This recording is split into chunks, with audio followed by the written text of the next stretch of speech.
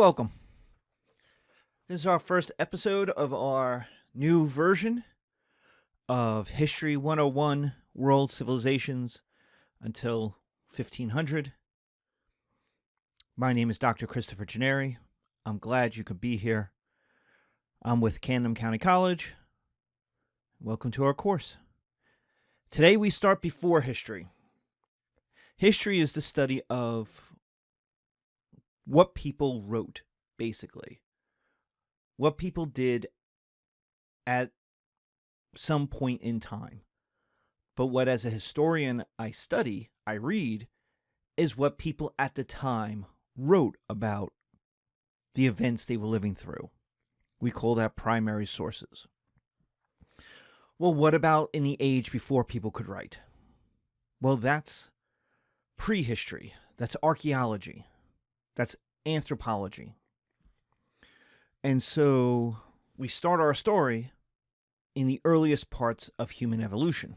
And why we start here is because for the vast majority of humanity's existence, we have been on the move. Whether it is ancient ancestors that have died out or that have evolved into new human species, to new hominid species, we've been on the move. Homo erectus, E-R-E-C-T-U-S,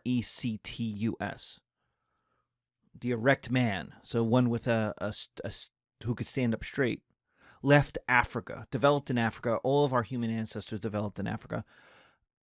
Left Africa 1.9 million years ago. And traveled so far that they ended up out of contact with other groups and evolved into different species of hominids in the non-African world. So you get these cadet branches. Homo, and I'm going to say this wrong, but I'm going to try it, Heidelbergensis, which is Heidelbergensis.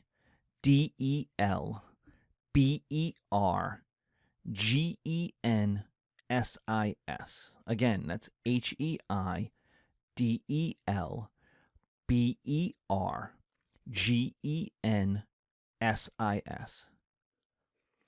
Well, they left Africa around 500,000 years ago. And they would eventually evolve into Neanderthals in Europe and the Denisovans in Central Asia. Homo sapiens, us, all modern humans are the Homo sapiens species, evolved around 250,000 years ago and left Africa 125,000 years ago. And what they did, what we did as humans, is murder and sexually absorb other hominids, driving them to a distinction. There's a West African mystery hominid that will live until about 12,000 years ago. The Denisovans are about 15,000 years ago before they die out, and Neanderthals are around 25,000 years ago, the start of the Ice Age. And so Homo sapiens won through death and violence. And that's going to be the story of a lot of this class. So why? Why are they on the move? And the answer is they're looking for food. They're constantly looking for food. Seasonal migration. You follow the climate. You leave when it's cold. You leave when it's too hot or too wet. And you're looking for food. And so what this meant was a hunter-gatherer lifestyle. You found food, you hunted it, or you found food and you gathered it. And so the hunters are looking mostly for meat, other animals that can be killed and then cooked and then eaten. The gatherers are going to look for berries, fruits, roots, veggies. Along the way, now remember, Homo sapiens developed around 250,000 years ago. We leave Africa around 125,000 years ago. We start to supplement that food with herding, with domestication of animals. So we humans start to domesticate the dog around 30,000 years ago. They're the oldest domesticated animal. In fact, dogs are so good and so dependent on humans. They're so good at knowing what a human is feeling that they're better at recognizing human emotions than humans are of each other. So dogs are very helpful. They're helpful in hunting. They're helpful in finding, especially wounded animals. And they become dependent on their meal from humans and their security and their safety. Around 13,000 years ago, humans begin to domesticate sheep, which is very good for the wool. Around 12,000 years ago, humans began to domesticate goats.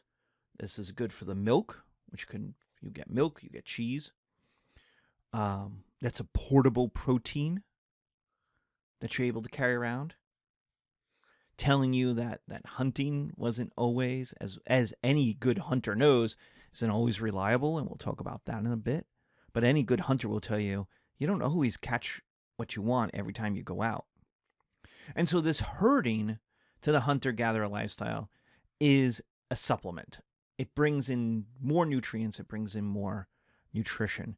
And dogs are part of that, right? And dogs are not only the companion, they take on jobs that humans don't want. So they become herding of sheep and goats. Supplement children doing this kind of thing. Because if you're an adult man herding goats, then you're not hunting. And so you give children that job. And if children can't really do it, you give children and dogs that job. Keep other animals away. Keep the sheep and the goats together. And there are plenty of herding dogs today that do exactly that job. So what kind of lifestyle are we talking about? The lifestyle of hunter-gatherers is a communist one. There is no ownership of property or land.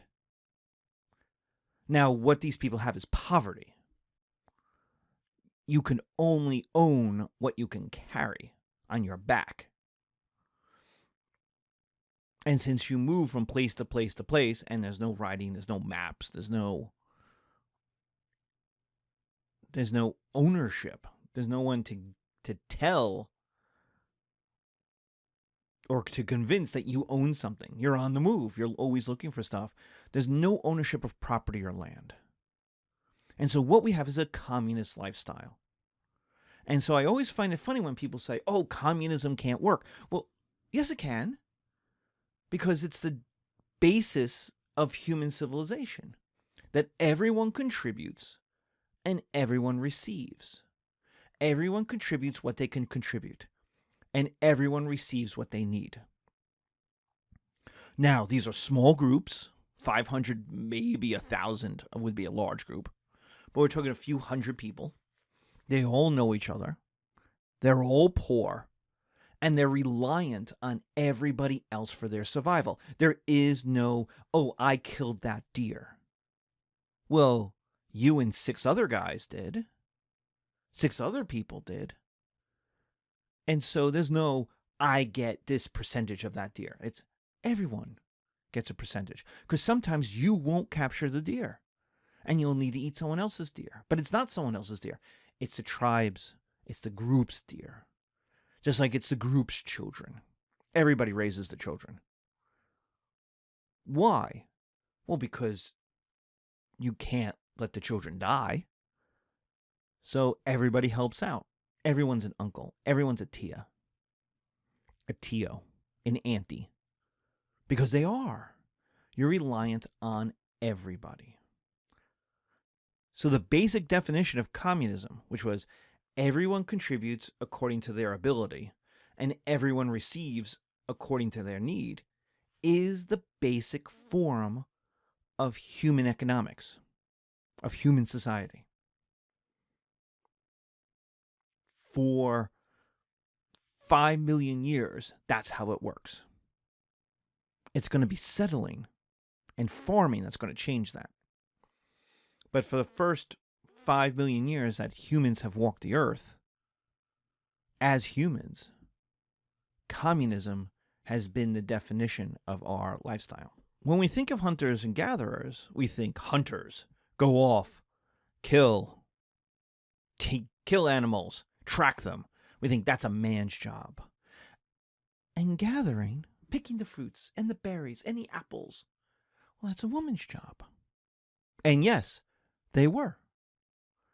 Work was divided by gender, yes. But here's the thing. Women's calories were more dependable. Because, again, if you've ever gone hunting, you know you can go out, even with all of the modern technology you've got, and still catch nothing. You could have a bad day where you sit there, smell like deer pee for 8 hours and catch nothing.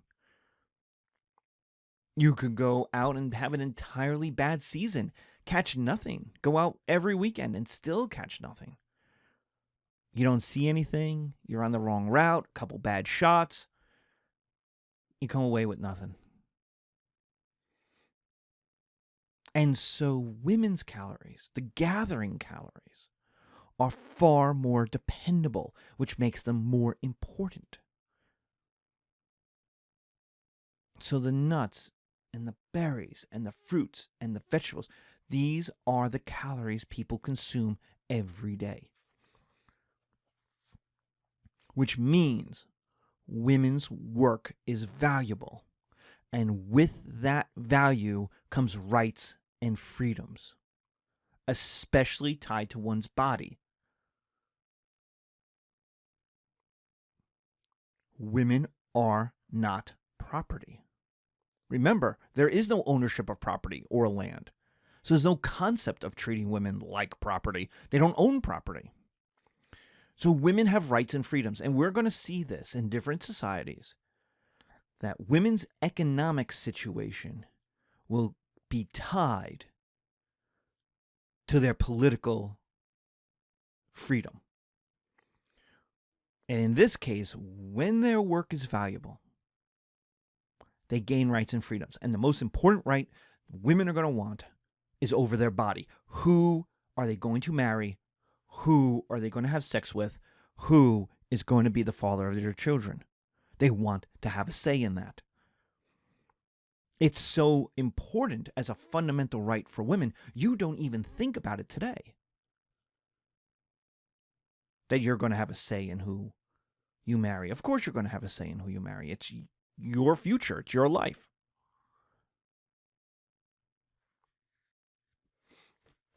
Now, they're going to have a say, but are they going to get married for love? And the answer to that is no. Because lots of people are going to have a say. Parents are going to have a say. The tribe is going to have a say. They don't want two losers hooking up. They want to make sure that those kids who get married are going to be a positive group for the tribe. Everything is about the survival of the tribe.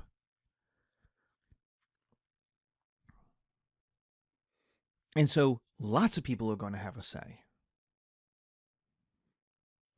But importantly, women have a veto power.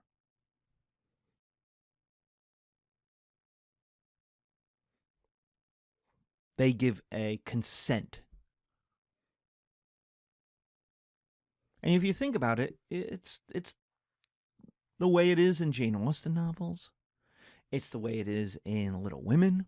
It's the parents are like, are you sure? Let's talk about this. Or the daughter says, yeah, I'm not really sure. Like, okay, You don't like him? Well, what about his cousin? He's taller and handsomer and can bench 320. How about that? You know, it's Romeo and Juliet. When they bring Juliet the idea of marrying Paris, and Juliet says, I don't know. I guess. I mean, he's a nice guy. We'll go to the party tonight. I'll take a look. I'll look. I didn't think about it before, but I'll look. And so women have rights, even in the earliest of early societies. Women have rights, especially over their body. Since their calories are more dependable, since their work is valuable, women gain positions of importance. They're workers already, but they'll become priests. Obviously, to the female spirit gods. The most obvious is the fertility gods. But also spring, love, reproduction. Anything tied to birth is usually tied to a woman. And what would a man be priest for about that? That makes no sense. You'd obviously have an older woman who knows the ceremonies, has been around, is in touch with this goddess. Now, these aren't quite the Greek gods. These are spirit gods of nature. But a man wouldn't be in charge. If the spirit god is gendered as a woman, a man wouldn't be a priest to that. A man wouldn't know those ceremonies. Except in a pinch, it would be a woman's job. Obviously, women are going to be midwives. They're going to give birth to children. The only people who know how children are born are women who have given birth and then helped other women give birth. That's it. There's no doctors. There's no knowledge. There's no schools. These are people wandering from place to place, giving birth in the dirt. And so birth is a communal experience. Part of that is biological. Has to do with once we stood up straight, what happened, the narrowing of the hips to enable us to walk. Well, what happened to that is suddenly, unlike chimpanzees, gorillas, humans cannot ordinarily give birth solo. You really can't give birth on your own. You need someone to help you. And so it becomes a female experience, midwives. They'll become judges, which we'll talk about when we talk about the law. They become the archive because there's nothing written down, so old people simply knew more than everybody else. So you went to the old people and said, Auntie or Grandma, or do you remember the winter of the big snows? Oh, yes. Just like in the first season of Game of Thrones, when the kids are going to the old Nan or the old woman, the old crone, and asking stories from when was the last winter? When was the last bad time? Tell me the horror stories. Because they have the good, but they also have the bad stories as well. Because they're there as the archive. They're there to pass down knowledge so that the tribe survives. Women are also, especially as they get older, childcare. Older women are definitely more childcare than old men are going to be. Old men are fairly useless. Sorry, guys, but we are. We can't go hunt and ride and kill. There's not much need for us, biologically speaking. Whereas childcare, you'll have women. Now, when I talk about old women, I'm talking about women in their 40s. People live to maybe about 30, 35, 40 years of age. It's only in the 20th century. Like when my grandmother, who was born in the early 20th century, was born, she could have expected. Everyone who held her said, oh, she's going to have a wonderful 45 years. That's what they expected. She lived to be 90. And so the 20th century is the first century where people really live. Can people live to be 70, 80, 90, 100 years old? Yes, they always have. But we're a large number, where people can expect, where the average age to live to is 85. That's the 20th century. Everyone else, you got sick, you got a disease, you got a cold, you got the flu. you got hurt, you got hunted, you got killed in battle. If you live to be 40, 45, you've lived a good life. If you live to be 50, you were old. If you were 60, you were ancient. And if you were 70, 70 was so old, they started putting old in your name. You're the old crone. You're the old man. Because no one could remember. By the time you reached 70, there were no other 70-year-olds. By the time you reached 80, forget it. You were so old, people couldn't remember a time before you. In fact, if you're 80, people don't even remember the people of your stories. Like the chief when you were a kid, nobody even remembers that person anymore because there's nobody there to help people remember their stories and ghosts. They might as well have been 1,000 years earlier as opposed to 4 generations earlier. So it's a much younger world. And women are occasionally warriors. They're occasionally leaders. It's not usual, but it does happen. We do have experiences with this. We do have references to this. And so it does happen. And so people are on the move from place to place.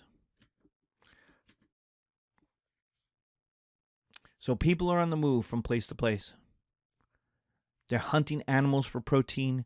Men are hunting animals for protein. Women are gathering fruits and veggies and roots for carbs and for proteins. Women's work is very important. Women have rights. And women have social positions of importance. Men do as well. In fact, men will have the same jobs, workers and priests, and, well, they won't be midwives, but they'll be judges and they'll be an archive. And they will do some childcare. And they will be warriors and leaders and hunters. So a lot of this work is interwoven with each other. They need to depend on each other. In the next episode, we're going to talk about war and law and government in nomadic societies. Thank you.